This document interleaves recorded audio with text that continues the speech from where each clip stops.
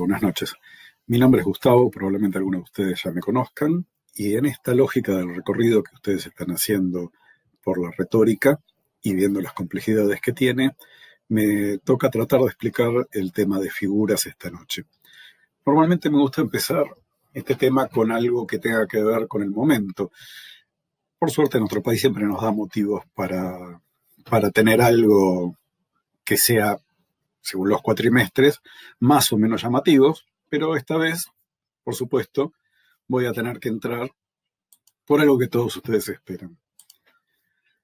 Sí, ya sé, otra vez este bicho, el COVID, que nos viene a complicar un poco y a construir esta nueva normalidad. Pero la pregunta que yo quiero hacerles acá es, ¿ustedes se imaginaron por qué esta es la representación más usual? ¿De dónde viene? ¿Tendrá que ver con su objeto? En realidad, esta representación que aparece de fondo en todos los noticieros probablemente tenga más que ver o se asemeje a una de estas bombas, una de las bombas que utilizaban los anarquistas, las bombas de Felice Orsini, una bomba que fue muy popular en el siglo XIX, en principios del siglo XX, y quizás hasta tiene alguna reminiscencia con un juguete de mascotas. Es cierto, todo esto parece lejano, pero todas estas representaciones de alguna forma guardan relación con el objeto real y tienen que hacernos entender cuál es, de una forma más didáctica, este virus que nos está complicando un poco la vida a todos. La realidad es que esas representaciones de alguna forma rescatan características originales del objeto, características morfológicas, alguna característica de color, que nos permiten pensar sobre el objeto. Construyen metáforas. Y como dice Jorge Luis Borges, metaforizar es pensar, es reunir representaciones o ideas. De eso vamos a hablar hoy. De las múltiples metáforas, de las múltiples metonimias, de sinécdoques, de las múltiples figuras que tienen que ver con la forma de argumentar en los distintos discursos. La verdad es que probablemente el primer lenguaje haya sido metafórico. Vico dice que el primer lenguaje probablemente haya sido metafórico y fue la forma que tuvo el hombre de hacerse con el mundo, de hacerse con esa realidad que no podía comprender, dar explicación a un montón de fenómenos que iban más allá de la explicación científica del momento. Lo que tenemos ahí es una ánfora griega, una cerámica roja y negra, en donde los griegos siempre plasmaron todo lo que podían, su vida cotidiana y por supuesto sus metáforas. Lo que estamos viendo es el asesinato de Argos Panopte. Argos, en la mitología griega hay varios, pero Argos Panopte era uno de los dioses más antiguos, fiel a Hera, cumplía con todos los cometidos que ésta le pedía. El último cometido con el cual tuvo que cumplir Argos Panopte antes de ser asesinado fue el de atar la vaca blanca de Zeus. Esta ternera blanca de Zeus en realidad era la diosa Io, una ninfa, con la que Zeus esperaba aparearse, era celosa, lo había separado, la había mandado a esconder por Argos. Zeus, cuando se entera, manda a Mercurio a matarlo. Y matar a Argos no era una tarea sencilla, porque Argos, que según las mitologías tenía 4 o 100 ojos o infinita cantidad de ojos, siempre estaba en perpetua vigilia. Para poder matarlo, Argos le pide la flauta Pan, tocando la siringa, lo duerme y finalmente puede matarlo. Hera, cuando se entera que alguien que había sido fiel con ella había sido muerto por su causa, decide consagrarle un ave para que nunca nadie se olvide de la existencia de Argos Panopte.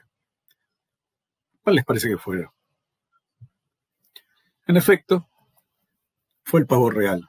El pavo real que cuando despliega la cola parece que tiene infinitos ojos o múltiples ojos que nos miran y nos vigilan todo el tiempo. Son metáforas que utilizaron los griegos para entender el mundo. Probablemente, como dice Buber, lo que querían explicar a través de esos mitos eran las formas de ver el cielo y trataban de traducir de alguna forma esas infinitas estrellas que, como los ojos de los dioses, siempre nos miran, aunque algunas se cierran por un momento, titilan. Las estrellas en el infinito probablemente fueron entendidas por los griegos como los ojos de los dioses, como los ojos de Argos Panopte. Como ustedes están viendo, la retórica es una disciplina realmente compleja y transversal, de muchos siglos de desarrollo, y está operando sobre distintos campos del conocimiento. Barthes dice que en la máquina retórica lo que se introduce en el comienzo son fragmentos brutos de razonamientos, hechos, un tema, todos elementos que están desarmados, y se encuentra al final un discurso completo, estructurado y construido para la persuasión. Esta idea, de alguna forma, nos va a ir guiando. Los viene guiando durante el cuatrimestre, porque ustedes vienen viendo, con sus distintos docentes, los lugares del inventio, los lugares de la dispositio. O sea, encontrar qué decir y ordenar ese decir que ustedes tienen que argumentar. Lo que nosotros vamos a tratar hoy es justamente de la elocutio, del cómo decir, los motivos para embellecer el discurso. Encontrados los argumentos, sabiendo dónde ponerlos, tenemos que saber cómo. Y en el cómo, como dice el poeta, es donde encontramos el problema. Saber adecuar el cómo a nuestro auditorio es parte del problema. Parece sencillo, pero no lo es. Cuando uno lee una frase de un verso de Byron como «Ella caminaba en la belleza como en la noche», parece realmente sencilla, pero como dice Borges, aunque cualquiera parece que lo hubiese dicho, solamente Lord Byron pudo decirla. La idea de la belleza que se desliza como la noche. Eso es un hallazgo de una figura. En esta elocutio, el modo que nos vamos a expresar, donde adecuamos los argumentos que ya ordenamos para la dispositio, es donde la retórica elaboró un repertorio. Este repertorio es el de las figuras. En realidad, pueden ser figuras o tropos.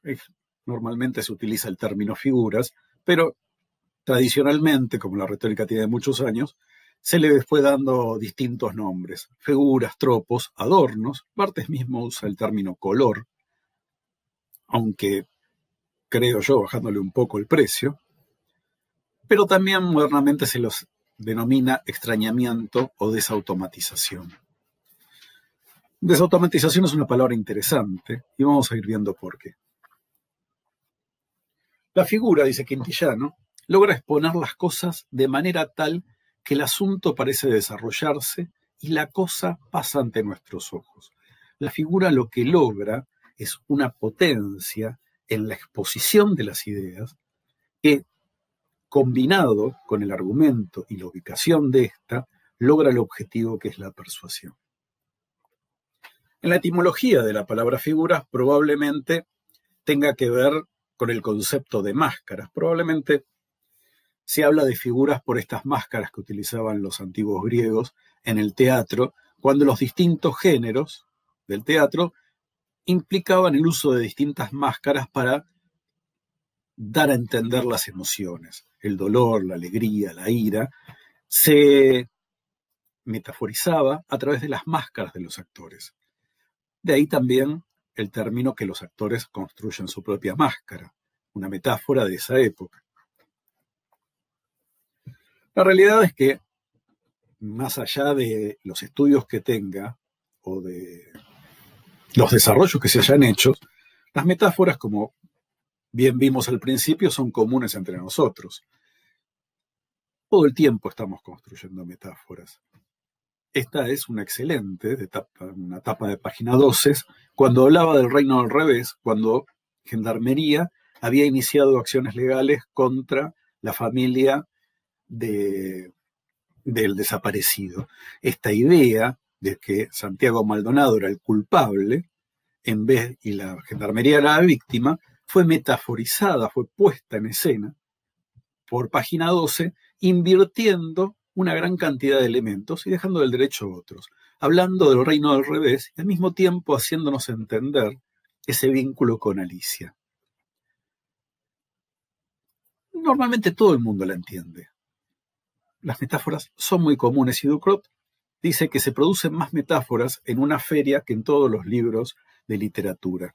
Y es cierto, probablemente ustedes habrán escuchado muchas veces a gente que se refiere de modo simpático, metafórico, a situaciones cotidianas. Yo recuerdo una persona que cuando iba a comprar aceite para el auto, cada vez que se refería a mí, me decía de una forma distinta. ¿Qué tal? Buenos días, maestro, ¿cómo anda, jefe? O sea, siempre, nunca usaba el sentido común, el sentido llano, sino que usaba otras formas distintas, en las cuales uno podía encontrar estas formas de construcción figurales. Las metáforas son viejas, por supuesto, como estamos viendo, y las gráficas también. Hay algunas realmente excelentes, como esta de la Revolución Rusa, en la cual el operario golpea el yunque y en vez de salir chispas, salen balas, y estas balas son las que matan a los blancos. La idea de que los rojos con su trabajo, con las chispas de su trabajo, construyen las armas que matan a los blancos, a la realeza, está metaforizada de una forma soberbia en este afiche. Pero de tan comunes que están entre nosotros, a veces nos olvidamos. Cuando las metáforas, cuando las figuras en general, no solo las metáforas, se vuelven comunes entre nosotros y nos olvidamos que ya están ahí, normalmente se llaman catacresis. Ustedes probablemente no piensen, cuando se sientan en la silla, que la silla tiene las piernas, el pie de la mesa. Todos esos elementos en algún momento fueron una metáfora. Cuando decimos el ojo de la cerradura, por el orificio por donde entra la llave, también estamos haciendo una metáfora donde personificamos a la puerta. Cuando hablamos de que a una fiesta no fue nadie, también exageramos, y esa exageración es una metáfora. Como ustedes dicen, llovió a baldes, también es una forma de metaforizar una gran cantidad de agua que probablemente no es tan grande, sino una simple lluvia. El lenguaje de la tipografía tiene muchas de estas metáforas que tienen que ver con la relación del cuerpo. Las letras tienen hombros, ojos, colas, astas, cuellos, pies, lágrimas, todos elementos que en algún momento habrán llamado la atención y que hoy finalmente nos olvidamos, nos pasa desapercibido como cuando hablamos de la falda de la montaña. Pero para ejemplificar que las figuras realmente son muy comunes entre nosotros, quiero mostrarles esta publicidad que seguramente ustedes, si hayan visto, quizás hayan visto, ya que el dispositivo de televisión no es algo que ustedes frecuenten. Por los que están solos, por los que están con alguien, por los amigos, por las familias, por los conocidos, por los desconocidos, por los compañeros de clase, por los compañeros de trabajo, por los parientes, por los vecinos, por los que comparten, por los que tienen chicos, por los que tienen grandes, por los que no pueden trabajar, por los que no pueden dejar de trabajar, por los que tosen en el codo, por los que no se juntan, por los que no se besan, por los que volvieron, por los que están en cuarentena, por los que sueñan con volver, por los abuelos, por los que ayudan a los abuelos, por los bomberos, por los recolectores, por los voluntarios, por los médicos y los enfermeros, por los que tienen miedo, por los que no tienen miedo, por los que colaboran, por los que cantan desde los balcones, por los fuertes, por los frágiles, por los que están curados, por los que ya no están, por los que luchan, por los que no se rinden, por los que creen, por lo que más queremos. Vamos a salir adelante, por todos. Hay un par de cosas para explicar interesantes. Primero habrán visto que lo que más queremos es España, es que la publicidad está pensada para España, pero tiene la particularidad de que el acento es porteño. Vamos a volver sobre este tema, no en esta clase, pero seguramente en la próxima. Por otro lado, se habrán dado cuenta lo fácil que eran de construirlas esas figuras, algunas metáforas, otras metonimias, otras sinécdoques, decir los recuperados por el ok, decir el que tiene miedo por el sudor, decir los grandes por el tamaño grande, los chicos por el tamaño chico, usar la metáfora de la coca antigua por los abuelos. Se habrán dado cuenta que era bastante sencillo de entenderlo, y en realidad es bastante sencilla la construcción de estas metáforas. El único tema es encontrar el momento adecuado de usarlas y que las metáforas no sean pura forma. Porque en la autoridad del narrador, porque justamente el uso adecuado de las metáforas es donde juega el narrador su autoridad. Depende de su manera de manejar las figuras, la forma en que adapta su estrategia argumentativa. Es en este punto donde tenemos que ser muy cuidadosos. Saber justos qué metáfora, dónde y cómo. Por eso, como dice Perelman, el tratado de argumentación que ustedes tienen, es importante estudiar el problema de la figura en su conjunto, mostrando en qué y en cómo el empleo de ciertas figuras determinadas se explica por la necesidad de la argumentación. Recuerden que varias veces voy a hacer hincapié en esta idea de que la figura no es un elemento aislado, sino que la figura está en parte, es una parte importante, por supuesto, pero es una parte de la estructura de la retórica. Vamos a ver, por ejemplo, esta publicidad, y vamos a ver cómo estas publicidades que tienen que ver con, estas campañas de concientización que tienen que ver con el calentamiento global, tienen que distintas figuras y enfocan, por lo tanto, distintos auditorios y generan distintos tonos en la comunicación. Esta es una metonimia de causa y efecto, donde habla de la prueba positiva del calentamiento global. O sea, cómo por la disminución de la ropa interior entendemos que hay un calentamiento global desde el siglo XVIII hasta el 2006. Esta es una forma de argumentar donde utiliza la metonimia para poder mostrar esta idea. Pero el calentamiento global fue dicho muchas veces y fue dicho desde distintas formas. Podemos hablar de este tipo de figuras en las cuales, por ejemplo, la luz está siendo construida, está ahí como un sol prácticamente, pero es el consumo de energía eléctrica, es el consumo de energía lo que está derritiendo los polos. Y hay una personificación, por otro lado, en ese pingüino que trata de desconectar y salir del calor. O estas, unas gradatios, en las cuales también podemos ver que por cada centésima que aumenta la temperatura de la Tierra, los animales van siendo cada vez más ahogados.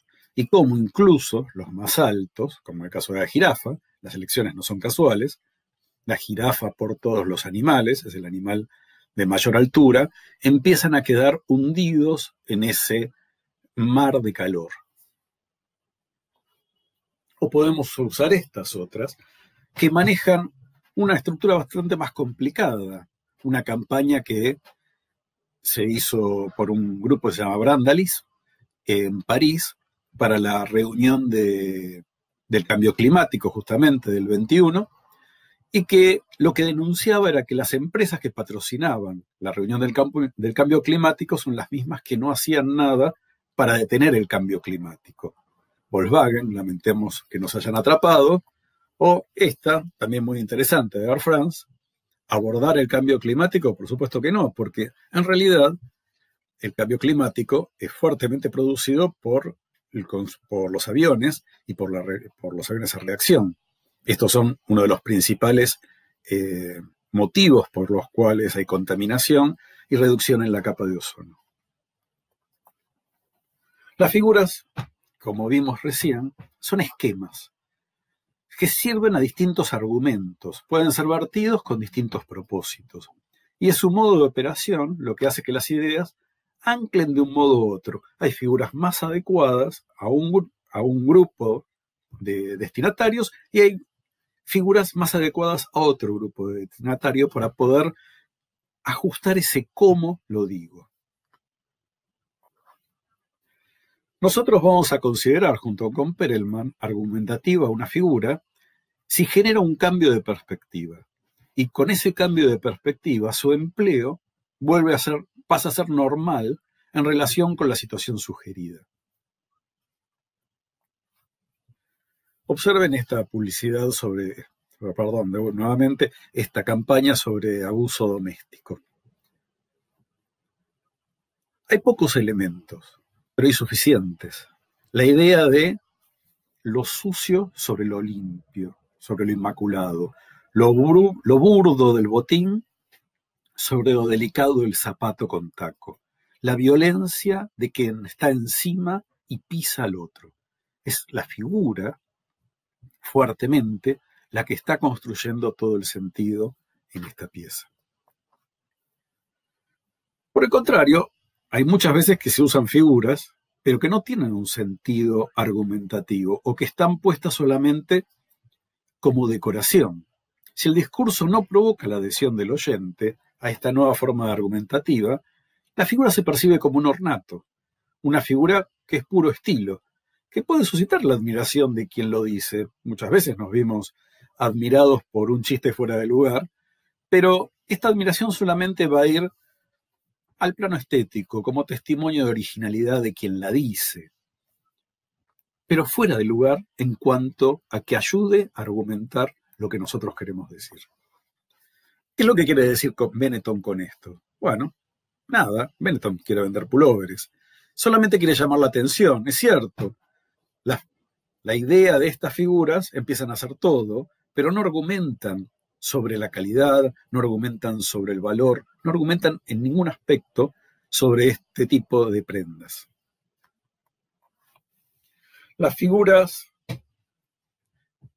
se interponen muchas veces entre lo que queremos decir las figuras se interponen muchas veces en lo que queremos decir. Borges dice que las figuras tendrían que ser un puente hacia la comprensión. Pero muchas veces la figura se transforma en una muralla, un obstáculo. Nos quedamos maravillados por la forma, pero al quedarnos maravillados por esta forma, nos olvidamos del verdadero sentido de lo que se quería decir, del verdadero sentido de lo que queríamos persuadir.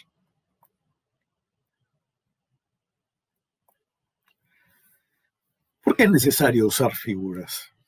Porque es necesario usar retórica en general, pero ¿por qué a veces necesitamos utilizar ciertas figuras?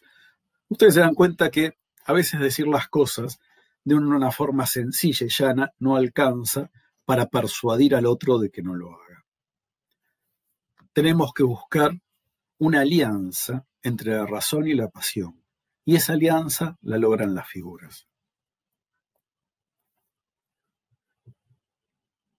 Cuánto más dice esta publicidad que el cartel con ciertos tintes violentos anteriores. Aunque el discurso, dice Perelman, aunque el discurso del apasionado puede impresionar, era el discurso que veíamos en ese cartel, esa persona estaba apasionada cuando puso no ofrece un tono verdadero. La figura verdadera agujerea la máscara lógica. La pasión no se puede medir con razones. Y es que el apasionado piensa que como él ya está convencido, puede convencer a su auditorio. No necesita otra cosa más que su pasión. Ustedes van descubriendo que esto no es así. Por supuesto, como dice Amosí, hay algunos géneros que son más susceptibles al uso de una figura en detrimento de otras. En general, si vamos al género publicitario, vamos a ver muchas veces exageraciones. Esta lata de tomate que conserva los tomates como si recién fuesen arrancados de la planta. Por supuesto que es una exageración, el tomate está procesado. O ese aceite de oliva que es tan puro que cuando cae una gota se transforma de nuevo en la aceituna. Fíjese la complejidad de la idea, ¿no? Lo que fue alguna vez pasa a ser oliva y cuando cae vuelve a transformarse en una aceituna. Pero es una exageración. Como esta publicidad de Tampax.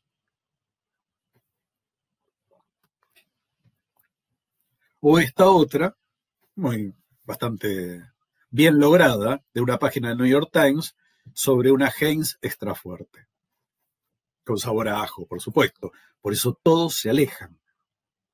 Fíjese que aquello que pudo haber sido un defecto, el mal aliento, pasa acá a ser una virtud de la salsa, de la fuerza. Las figuras retóricas, como venimos diciendo, son el efecto estilístico del enunciado que da fuerza al argumento. Se tiene el mal hábito, y esto pasa porque lo he vivido y lo he visto, de reducir normalmente todo a las figuras. Pero en realidad esto no es lógico. Las figuras son una parte importante, pero no son el todo.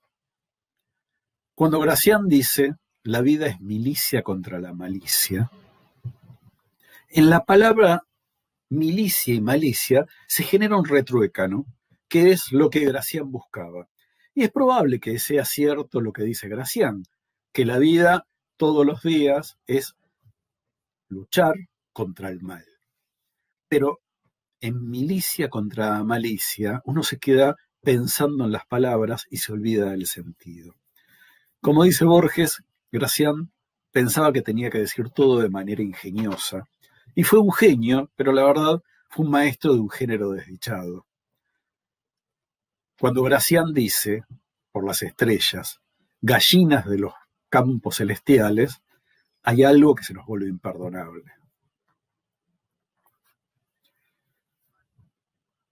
Como vengo diciendo, las figuras son una parte. Y cuando Barthes habla de la máquina retórica, justamente lo dice metafóricamente. En la máquina retórica, todas las partes son importantes. Son engranajes que se vinculan unos con otros. Argumentar qué, cómo, dónde, cuándo, en qué lugar, cómo. Si falta un engranaje, algo está andando mal. La máquina retórica es una metáfora de Barthes para entender que la retórica es un todo y que las figuras son una parte. La ventaja de las figuras es que nos permiten vestir el lenguaje desnudo. Y esto, que también es una terminología de Barthes, es algo bastante interesante. Porque ¿qué quiere decir Barthes cuando dice vestir el lenguaje desnudo? Recuerden que ustedes, como diseñadores, van a tener que trabajar en distintas campañas con temas muy delicados y a veces en publicidades con temas muy delicados. ¿Cómo explicar un laxante si no hubiese posibilidad de poner metáforas? Es lo que veríamos, cuál sería el plano referencial. Este puede parecer cómico, pero también los temas pueden ser complicados.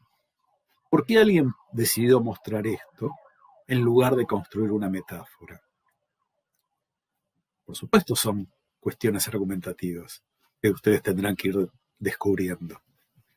Por otro lado, también es una figura, es una sinécdoque. La retórica busca el acuerdo con el auditorio, y esto implica conocer el auditorio. Encontrar la forma de desautomatizar al intérprete, que era lo que le pasaba a esa señora que iba circulando por las calles de Chile tan tranquila y se cruzó con ese cartel, con esa gigantografía, es dar a los argumentos una forma verosímil. La retórica, como ustedes saben, y las figuras también, le van a dar voz a los antiabortistas y a los abortistas. Y fíjense que, de alguna forma, están construidas de forma similar, ¿no? Acá hablamos del inocente que va a ser muerto por el aborto. Pero acá también hablamos de inocentes. Las mujeres inocentes que mueren por causa del aborto clandestino.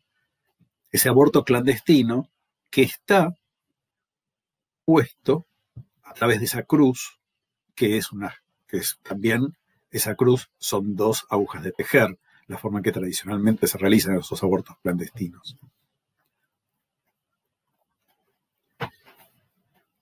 En la retórica para el mañana, dice Klinkelberg, El desvío figural es siempre contextual. No existe en relación con un modelo absoluto, sino siempre un aquí y un ahora. Las normas son siempre locales, de manera que los desvíos también son locales. ¿Qué quiere decir esto? Que nosotros entendemos la figura en un determinado contexto, frente al contexto judeo-cristiano de nuestra sociedad, fuertemente católico, acostumbrados a ver este tipo de imágenes. Esta imagen pasa a mostrarse como extraña, pasa a desautomatizar al receptor. La forma no es un revestimiento, la figura no es un puro revestimiento, es una parte fundamental del argumento. La desviación retórica es del orden del como sí, dice Klinkelberg, y esto es interesante porque dice, es de una naturaleza casi lúdica. La figura muchas veces es casi un juego, es ese juego que nos permite en una problemática encontrar el sentido. Yo sé que suena complejo, entonces vamos a ver esta pequeña publicidad en donde esta idea de que hay una lógica que se subvierte aparece claramente representada.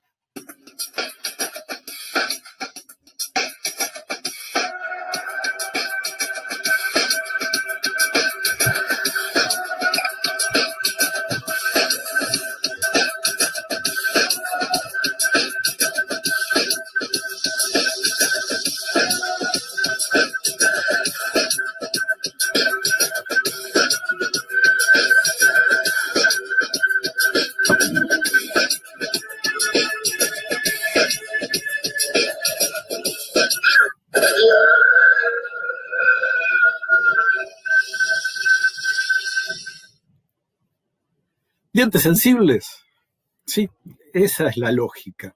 En la lógica publicitaria, en la cual todo es bucólico, todo es sexualmente feliz, donde todo se desarrolla dentro de un devenir agradable, donde ese hombre pasaba ese hielo, los dientes sensibles eran una alteridad. Obviamente fue una desautomatización y ahí construye un sentido. Esto no es nuevo. Aristóteles decía que la figura es la aparición de un sentido figurado o desvío. Normalmente, tradicionalmente se las define como desvíos, aunque esto no es todo cierto, en lugar de un sentido propio. El sentido figurado aparece en lugar del sentido propio. Aristóteles dice que es buscar y explorar la identidad múltiple que puede tener una palabra, o imagen, agregué yo, dentro de un sentido sincrónico, ¿no? Dentro de un sistema sincrónico. Porque estos desvíos en algunos lugares pueden ser lógicos y en otros no. Entender la lógica sincrónica implica entender el desvío. Y por eso Klinkelberg dice que la figura es de naturaleza casi lúdica, casi un juego.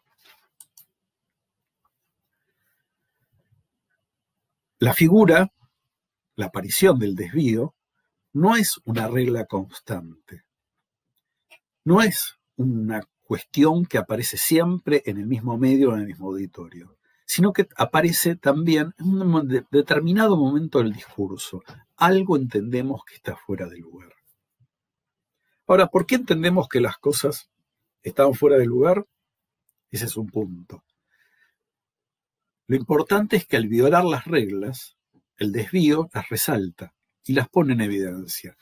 La ruptura de ese orden, la ruptura de las reglas, las ponen en evidencia, las muestran.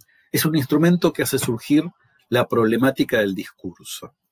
Y si manejamos esta idea de que la figura está ajustada a la lógica del discurso, esa lógica sincrónica, al conocimiento de nuestro auditorio, estamos dentro de la concepción perelmaniana del discurso y de la figura.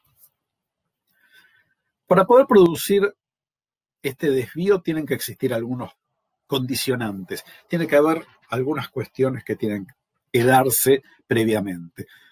Dependiendo de la teoría que ustedes tomen, podemos decir que tiene que haber un pacto comunicacional o un principio de cooperación o un contrato entre aquel que emite y aquel que recibe, algún tipo de relación. ¿Por qué? Porque yo tengo que entender que la figura no es un error. la figura tiene una intencionalidad. Yo tengo que entender que la figura fue puesta ahí para decirme algo más. Entender la figura significa reconocerla, como hicimos en el caso de Coca-Cola, e interpretarlas. Reconocer e interpretar se puede hacer si existe este principio de cooperación entre los dos términos de la comunicación. ¿Cómo sabemos que se va a producir una figura o cómo podemos producir las figuras? Tenemos una suerte nosotros, y es que vivimos en una sociedad donde los objetos están semióticamente codificados, están fuertemente codificados. En general sabemos cómo son los autos, sabemos qué cantidad de ruedas tienen, sabemos muchas cosas de los objetos. En general sabemos cómo son los objetos del mundo. Podemos tomar a cualquier objeto, como por ejemplo al ex Papa Wojtyła, como un objeto del mundo. Supimos quién es él, probablemente casi todo el mundo supo quién era él. Sabíamos también en qué contextos aparecía. En general, el Papa puede estar de viaje, pero aparece en el contexto del Vaticano, o aparece en un contexto, en general, eucarístico. Sabemos en qué contextos solía aparecer Wojtyła. Y también, por supuesto, sabemos cómo suelen representarse estos objetos. Los objetos del mundo tienen múltiples formas de representación, no infinitas, pero muchas, y sabemos cómo suelen ser representados. Esto es lo que sabemos. Entonces, ¿qué es lo que entendemos cuando vemos esto? Entendemos el sentido figurado en lugar del sentido propio, lo que puede lograr Jin Bin cuando uno lo toma. La clasificación de las figuras es muy grande, realmente, y este listado de 269 ni siquiera es completo, es un listado más. Pero las figuras son muchas, fueron clasificadas de distinta forma. En general, en diseño, nosotros proponemos una cantidad, no es, por supuesto, ni exhaustiva ni terminal, pero les sirve como para poder adentrarse en esta problemática. Para Barthes, la oposición madre de las figuras se puede dividir en dos partes, entre las que están en el paradigma y las que se encuentran en el sintagma. Para Barthes, en el texto que ustedes tienen, la antigua retórica, la problemática está en elegir y reunir. Más modernamente, y más cercano a nosotros, porque trabajaron la problemática de la comunicación visual, el grupo de Lieja, el grupo Mew, hizo trabajos interdisciplinarios con retórica, semiótica y comunicación visual. Y a partir de estos trabajos desarrolló 4 modos lógicos de producir las figuras. El grupo estaba dentro de las semióticas lógicas, por lo tanto, produjo 4 modos lógicos de producir las figuras. Las figuras podían ser producidas por supresión de un elemento, por adjunción de elementos, o por sustitución y permutación, que en realidad es una combinación de las dos anteriores. La sustitución es una supresión más una adjunción, saco algo y pongo, y la permutación es un cambio de orden de las cuestiones. El método lógico ayuda, pero no soluciona todo el problema, porque la figura, ustedes tienen esta tabla entre sus apuntes que les va a permitir organizarse también, que también está en el Tratado de Semiótica Visual del Grupo Mew, les va a permitir organizarse, pero no soluciona todo el problema. Y el problema es que la clasificación de las figuras sirve en un solo sentido. ¿Esto qué quiere decir? Ustedes pueden saber cómo se construye una metáfora, pero de ahí a decodificar las metáforas hay un camino distinto.